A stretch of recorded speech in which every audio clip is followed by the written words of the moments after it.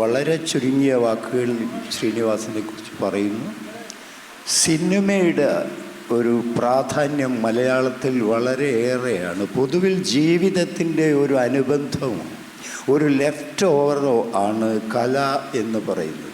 പക്ഷേ സിനിമ എന്ന കലയെ സംബന്ധിച്ച് ആലോചിച്ചാൽ അതിൻ്റെ ലെഫ്റ്റ് ഓവറോ അനുബന്ധമോ ആയി ജീവിതം മാറിയിരിക്കുന്നു എന്നതാണ് പ്രധാനം.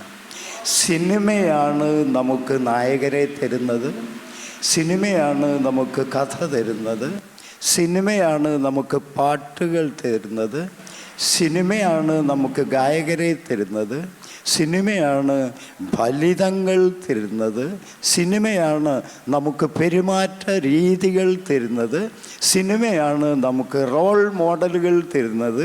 എല്ലാ അർത്ഥത്തിലും സിനിമ നമ്മുടെ ജീവിതത്തെ പരിപൂർണമായി സ്വാധീനിച്ചിരിക്കുന്നു എന്നല്ല, നിരന്തരമായി സൃഷ്ടിച്ചു കൊണ്ടിരിക്കുന്നു എന്ന് വേണം പറയാൻ. ഈ സിനിമകൾ ഏറെയും വാസ്തവത്തിൽ നായക പ്രധാനങ്ങളായ സിനിമകൾ ആണ്. അതുകൊണ്ട് അത്തരം ഒരു ക്രമത്തെ ഭഞ്ജിച്ച ഒരാളാണ് ശ്രീനിവാസൻ. ചങ്ങമ്പുഴയുടെ പ്രശസ്തമായ വരി നിങ്ങൾക്കറിയാം. കപടലോകത്തിൽ ആത്മാർത്ഥമായൊരു ഹൃദയമുണ്ടായതാണ് പരാജയം.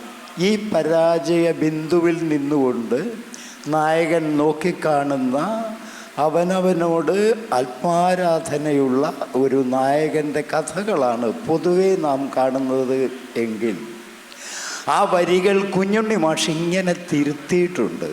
കപടലോകത്തിൽ എന്നോടേ കാപ്പട്യം സകലരും കൺമതാണൻ പരാജയം. ഈ രണ്ടാമത്തെ പെർസ്പെക്റ്റീവിൽ ഇരുന്ന്, രണ്ടാമത്തെ കാഴ്ചപ്പാടിലിരുന്ന് ജീവിതത്തെ കണ്ടാൽ എങ്ങനെ ഇരിക്കും എന്നാലോചിച്ച് അങ്ങനെ ഒരു കാഴ്ചപ്പാടിൽ നിന്നുകൊണ്ട് ജീവിതാവിഷ്കാരങ്ങൾ നടത്തിയ ഒരു കലാകാരനാണ് വാസ്തവത്തിൽ ശ്രീനിവാസൻ. അദ്ദേഹത്തിൻ്റെ എല്ലാ കഥാപാത്രങ്ങളും സൂക്ഷ്മമായി പറഞ്ഞാൽ കാരിക്കേച്ചറുകൾ ആണ്. ടി.പി. ബാലഗോപാലൻ എം.എയിൽ ആരംഭിക്കുന്ന ഒരു പുതിയ സിനിമാ ചരിത്രം ഉണ്ട്. നേരത്തെ എം.ടിയും പത്മരാജനും ലോഹിതദാസും ഭരതനും എല്ലാം സൃഷ്ടിച്ച പാരലൽ സിനിമയ്ക്ക് ശേഷം ഈ ശ്രീനിവാസനും സംഘവും സൃഷ്ടിച്ച ഒരു വലിയ സിനിമാ മാറ്റമുണ്ട്. അത് മിക്കവാറും സാധിച്ചത് ഇങ്ങനെ ഒരുതരം കാരിക്കേച്ചർ സൃഷ്ടിയാണ്. ഈ എല്ലാ കാരിക്കേച്ചറുകളിലും നമുക്കറിയാം നർമ്മമുണ്ട്, തീർച്ചയായും സത്യവുമുണ്ട്. ഇതിൻ്റെ ഒരു ഇണക്കം സവിശേഷമായ രീതിയിൽ ആയിരിക്കും ഒരു സിനിമയിൽ പ്രത്യക്ഷപ്പെടുക. ഒരു എഴുത്തുകാരൻ എന്ന നിലയിലും ഒരു ഫിലിം മേക്കർ എന്നുള്ള നിലയിലും എങ്ങനെയാണ് നമ്മൾ ശ്രീനിവാസനെ വിലയിരുത്തുക?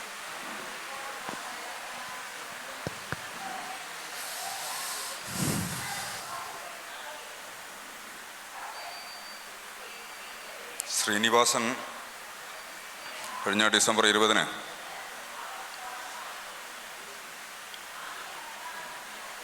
നമ്മെ വിട്ടുപിരിഞ്ഞു. അതുവരെ നമ്മൾ ശ്രീനിവാസനെ കണ്ടുകൊണ്ടിരുന്നത്, അനുഭവിച്ചുകൊണ്ടിരുന്നത്, ആസ്വദിച്ചുകൊണ്ടിരുന്നത്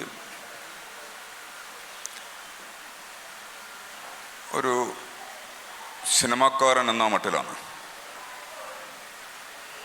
അപ്പോൾ ശ്രീനിവാസൻ മരിച്ചതിന് ശേഷം നമുക്ക് ശ്രദ്ധിച്ചാൽ കാണാം ധാരാളം എഴുത്തുകൾ ശ്രീനിവാസനെ കുറിച്ച് വന്നു കഴിഞ്ഞിട്ടുണ്ട്. മലയാളത്തിലെ ഏറ്റവും ലീഡിംഗ് ആയിട്ടുള്ള ആഴ്ചപ്പതിപ്പ് മാതൃഭൂമി ഒരു ലക്കം തന്നെ പുറത്തു കൊണ്ടുവന്നു. അതിന് പുറമെ സോഷ്യൽ മീഡിയയിലും ഒക്കെയായി ധാരാളം എഴുത്തുകൾ വരുന്ന കാണാം നമുക്ക്.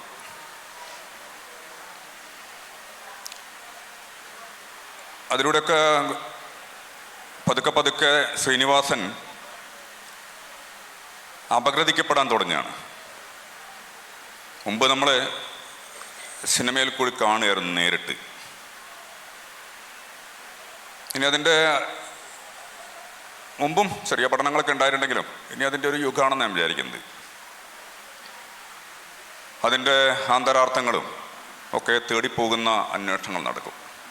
അത്തരത്തിലുള്ള ഒരു ആലോചനയിൽ നിന്നാണ് ഈ ചോദ്യം വരുന്നത് ഞാൻ വിചാരിക്കുന്നത്. അതിനോട് റെസ്പോണ്ട് ചെയ്ത് പറഞ്ഞാൽ, ശ്രീനിവാസൻ ഒരുപക്ഷെ അല്ല, ശ്രീനിവാസൻ തിരക്കഥാകൃത്ത് എന്ന രീതിയിൽ തന്നെ എഴുത്തുകാരനാണ്.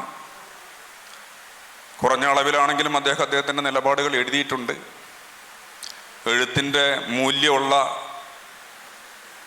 സംഭാഷണങ്ങളിലൂടെ എഴുത്തിന് വിശേഷമായ മൂല്യമുണ്ടെന്ന് വിചാരിക്കുന്ന ആളാണ് ഞാൻ. അതുകൊണ്ടാണ് പറയുന്നത്.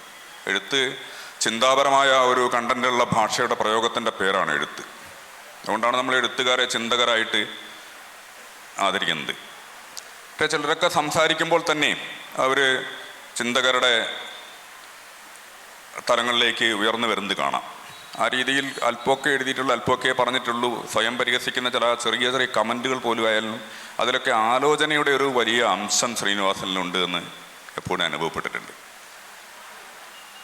അധികം പരത്തി എഴുതിയില്ലെങ്കിലും അദ്ദേഹം എഴുത്തുകാരനാണ്.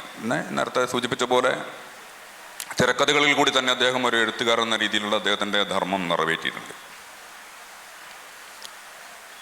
അത്തരം സിനിമയെയും വേണമെങ്കിൽ ഒരു രീതിയിൽ സിനിമ എന്നുള്ള മാധ്യമം ഉപയോഗിച്ചുകൊണ്ടുള്ള ഒരു എഴുത്തായി സങ്കല്പിക്കാവുന്നതാണ്. ഒരു ചിന്തയുടെ രാഷ്ട്രീയ വിശകലനത്തിൻ്റെ വിമർശകൻ്റെയൊക്കെ ആലോചനകൾ എന്ന പോലെ ഉള്ള ഒരു ഇടപെടലായി കാണുന്നത് ഉചിതമായിരിക്കുമെന്ന് എനിക്ക് തോന്നുന്നു. ഓരോ സിനിമയും അതിസൂക്ഷ്മമായ നിരീക്ഷണങ്ങളുടെയും ആലോചനകളുടെയും പരിണിത ഫലം എന്ന രീതിയിൽ പുറപ്പെടുവിച്ച ഒരു വളരെ സീരിയസ് ആയ സിനിമാകാരനായിട്ടാണ് ഞാൻ ശ്രീനിവാസനെ വ്യക്തിപരമായി കാണുന്നത്. പൊതുവിൽ നമ്മൾ പെട്ടെന്ന് പറയുന്ന ഉടനെ അദ്ദേഹത്തെ ഒരു ഹാസ്യ പാരമ്പര്യത്തിൻ്റെ ഒക്കെ ഇതിൽ ഭാഗമായി ചേർത്ത് വെക്കാറുണ്ട്. ഹാസ്യത്തെ പോലും നമ്മൾ മനസ്സിലാക്കുന്ന രീതി വളരെ പരിമിതമായ ഒരു രീതിയിലാണെന്ന് പലപ്പോഴും തോന്നിയിട്ടുണ്ട്. ഹാസ്യമൊക്കെ ഒരു ഭാഷയിൽ വാസ്തവത്തിൽ ഞാൻ പറയുന്നത് നമ്മുടെ ഈ കീഴ്പ്പെടുത്തുന്ന വർത്തമാനങ്ങൾ പറയുന്ന ഇളിയുണ്ടാക്കുന്ന ഒരുതരം ദ്വയാർത്ഥ പ്രയോഗങ്ങളൊക്കെ നിറഞ്ഞ ഹാസ്യത്തെ പറ്റല്ല കേട്ടോ.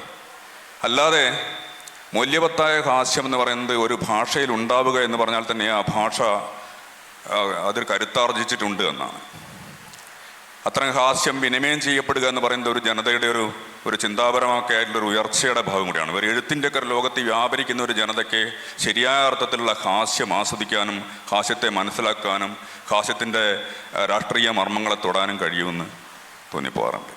അങ്ങനെ പൊതുവിൽ നമ്മൾ പെട്ടെന്ന് നമ്മുടെ ഈ സൂപ്പർഫിഷ്യലായ ഹാസ്യത്തിൻ്റെ കൂട്ടത്തിൽ തന്നെ പറഞ്ഞ നർമ്മം എന്നൊക്കെ പറഞ്ഞ് അങ്ങ് വിട്ടുപോവുകയില്ല. പക്ഷെ അതിനൊക്കെ അപ്പുറത്ത് അദ്ദേഹം അവശേഷിപ്പിച്ചിരിക്കുന്നത് വാസ്തവത്തിലൊരു ഈ സിനിമ എന്ന മാധ്യമം ഉപയോഗിച്ച് മലയാളത്തിൽ എത്ര സിനിമക്കാർ ഈ പറയുന്ന നേരം പോക്കിന് വേണ്ടിയുള്ള സിനിമകൾ സൃഷ്ടിച്ചതോ താൽക്കാലികമായ ഒരു രസത്തിന് വേണ്ടി ഉണ്ടാക്കുന്ന സിനിമകളോ അല്ലെങ്കിൽ നമ്മുടെ മാടമ്പി പുരാണങ്ങളെ ചിത്രീകരിച്ച് മാർക്കറ്റിൽ അതിന് കിട്ടുന്ന നേട്ടങ്ങൾ കണക്കാക്കി ഒരു വ്യവസായം എന്ന രീതിയിൽ കണക്കാക്കി ഉണ്ടാക്കുന്ന സിനിമകളോ ഒക്കെ അല്ലാതെ താൻ ജീവിക്കുന്ന ഒരു അന്തരീക്ഷത്തിൽ അതിൻ്റെ ഒരു പരിസരത്തിൽ ചിന്താപരമായി ഇടപെട്ട് സിനിമ ചെയ്യുന്ന എത്ര ആൾക്കാരുണ്ട് എന്ന് ആലോചിച്ചാൽ മലയാള സിനിമേൻ്റെ കാര്യത്തിൽ എനിക്ക് തോന്നാറുള്ളത് വളരെ ചുരുക്കം ആളുകളേ ഉള്ളൂ. അതിൽ രണ്ട് പേരാണ് എനിക്ക് പറയാൻ തോന്നാറുള്ളൂ. അതൊന്ന് KG ജോർജാണ്, മറ്റൊന്ന് ശ്രീനിവാസനാണ്. ഇപ്പം പെട്ടെന്ന് സാധാരണഗതിയിൽ ഇതിനോടൊരു ചോദ്യം പോലും വരാതെന്താണ് അടൂരിനെ പോലെയുള്ള ഒരാൾ അദ്ദേഹം ചെയ്ത സിനിമകളെ എങ്ങനെ കാണുന്നു? ചിലപ്പോൾ ഇതിൻ്റെ ഒരു സൈഡിൽ കൂടി തന്നെ ഒരു ചോദ്യം അറിയാതെ തന്നെ വന്ന് കയറുന്നുണ്ട്. എൻ്റെ ആലോചനയിൽ അടൂരിൻ്റെയൊക്കെ സിനിമകൾ അതിൻ്റെ ഒരു സവിശേഷമായ കലാപദ്ധതി, അതിൻ്റെ ഒരു ചട്ടക്കൂടുണ്ട്, അതിൻ്റെ ഒരു ഫ്രെയിം വർക്ക് ഉണ്ട്. അതിനകത്ത് മഹത്തായ സിനിമകളായി ഒരു പക്ഷേ കൊണ്ടാടപ്പെടാം. പക്ഷേ നമ്മുടെ ജനതയെ സ്വാധീനിച്ച, ചിന്താപരമായി സ്വാധീനിച്ച, ജനതയിൽ ജീവിക്കുന്ന എത്ര ആശയങ്ങൾ അതതിൻ്റെ കാലത്തെങ്കിലും ആ സിനിമകളൊക്കെ പ്രദാനം ചെയ്തിട്ടുണ്ട് എന്ന് ചോദിച്ചാൽ എനിക്ക് തോന്നിയിട്ടുള്ളത് ഒരു പക്ഷേ അതിന് വിയോജനങ്ങൾ ഉണ്ടാവാം, ചൂണ്ടിക്കാണിക്കാനുണ്ടാവാം, ആലോചിക്കാൻ വേണ്ടി തന്നെ പറയുകയാണ്. വളരെ പരിമിതമായ ചിന്തകളൊക്കെ തന്നെ ഉണ്ടെന്നുണ്ട്. പലപ്പോഴും നൊസ്റ്റാൾജിക്കായിട്ടുള്ള